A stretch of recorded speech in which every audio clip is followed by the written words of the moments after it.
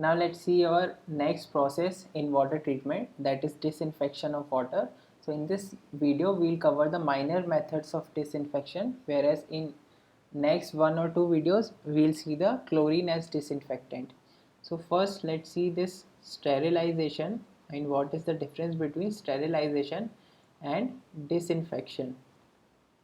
Sterilization means to kill all the bacteria or all the organisms that are present in water, whereas disinfection means to kill only pathogenic bacteria, because we know that some of these bacteria are good for human health.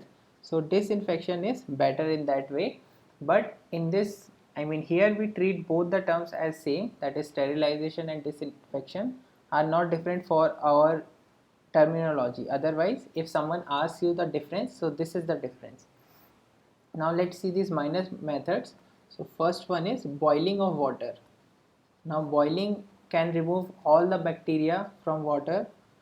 If you boil the water, it will remove all the bacteria, but it is not suitable for public supplies, because boiling such large amount of water is not possible.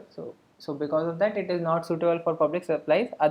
Other than that, the reason is we cannot maintain, like we cannot save from future contamination.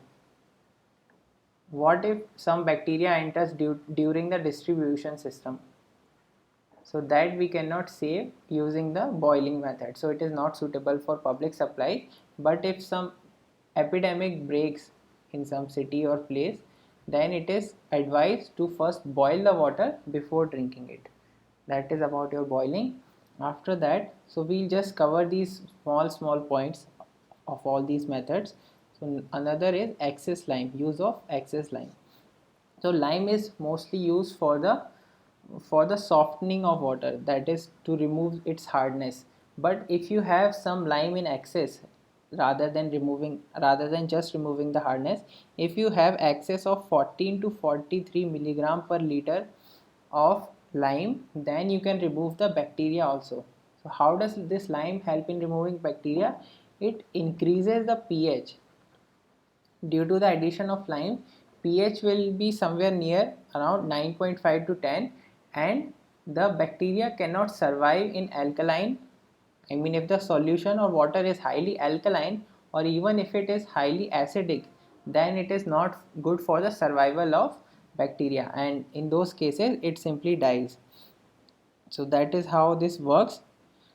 But the problem associated with lime is that before before supplying this water before supplying, you will have to remove this lime from the water.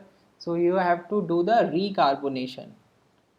recarbonation, that is nothing but addition of carbon dioxide. So lime is CaO plus CO2, so it will give you CaCO3, and this will make the precipitate.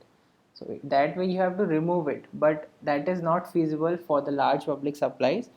And other than that, here also the same problem is that you cannot save from future contamination.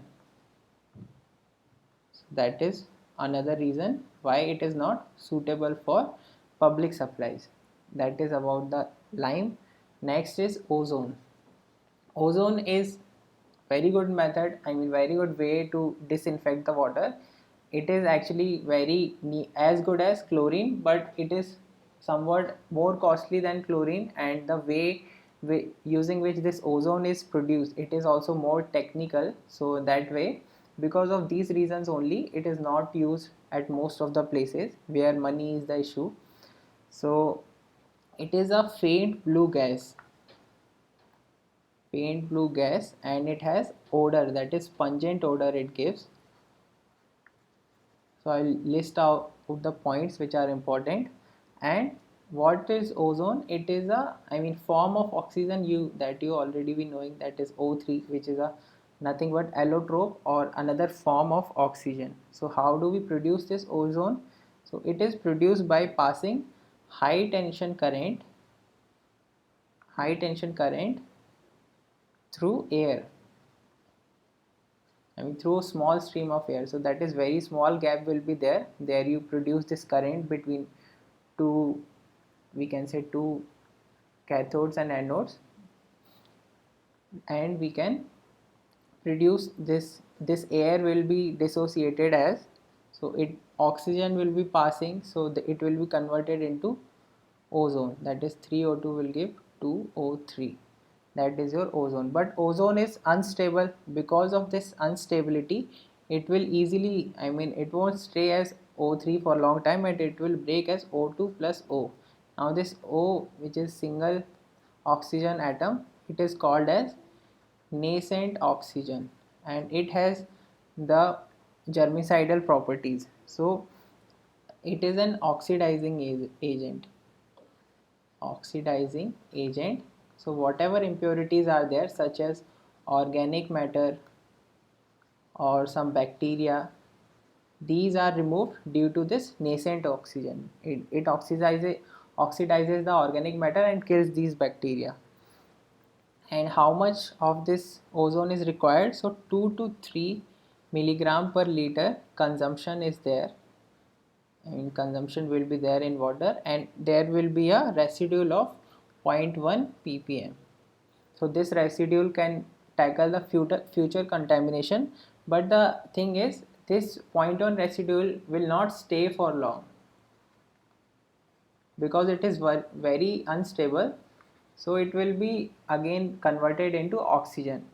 That is the problem with ozone. Other than that, it is a very good disinfectant, and it is less efficient, little less efficient than chlorine. So how this access is measured? So it is measured using ortho-toluidine test. Maybe we'll see this when we talk about the chlorine, because it is also used to measure the excess chlorine amount. That is about your ozone. After that, some other methods are there, that is iodine and bromine. So these are available in the form of pills or tablets, and 8 ppm is required, that is 8 milligram per liter, and contact period should be 5 minutes. These can also kill the bacteria. So these are used for small supplies because these are available as forms of pills. So small supplies they will be used for, and others. So small supplies such as army can use it, or some private plants can use it, and it is not as effective as this chlorine. So it can kill pathogenic bacteria, but efficiency is less than chlorine, so it is not useful for public supplies, but private plants or armies, they can use this method because it is quick. Other than that, we have ultraviolet rays also. Ultraviolet rays. So ultraviolet rays will kill all the bacteria that is present in water. So for that, how it is produced? It is produced by passing the electric current through mercury enclosed in quartz bulb.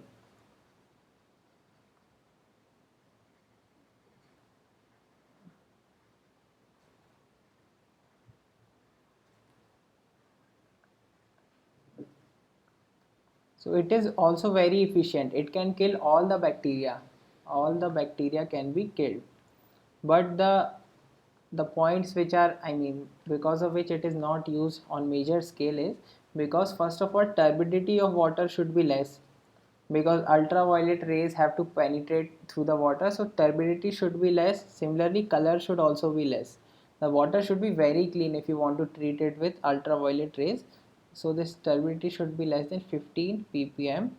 Other than that, it produces no taste, so that is a good thing. It will not impart any good or bad taste, so no taste is produced due to this, but it is very costly. And to produce this ultraviolet rays, it is very like technical also, so technical know-how should be there in the people who are operating the plant, so that way also it becomes difficult. But it is mostly used in hospitals and for surgical purposes.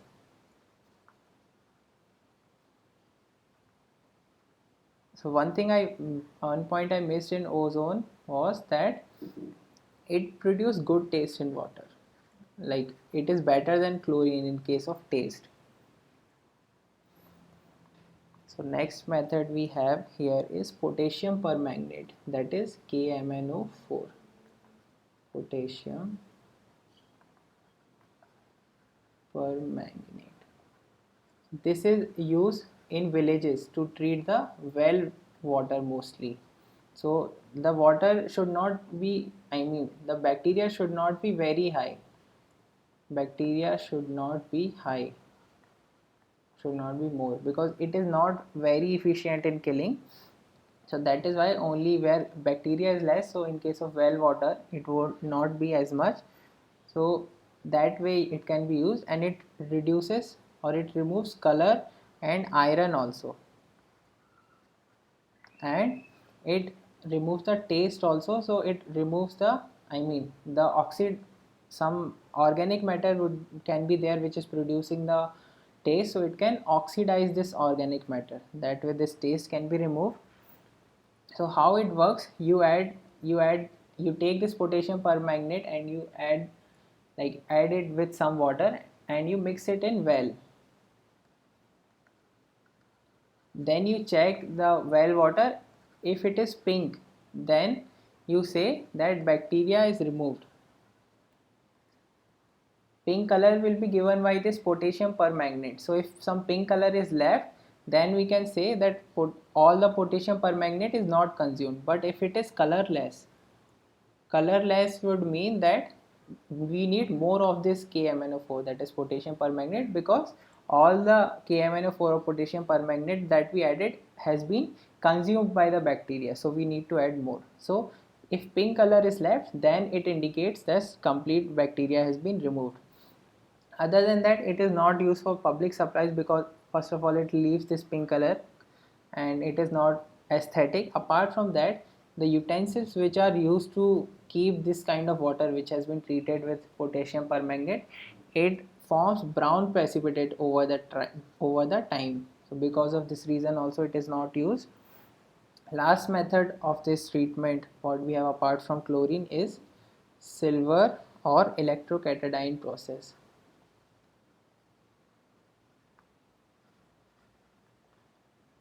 So in this process what is done, simply this silver ion is introduced in water, and it is also have bacteria killing properties.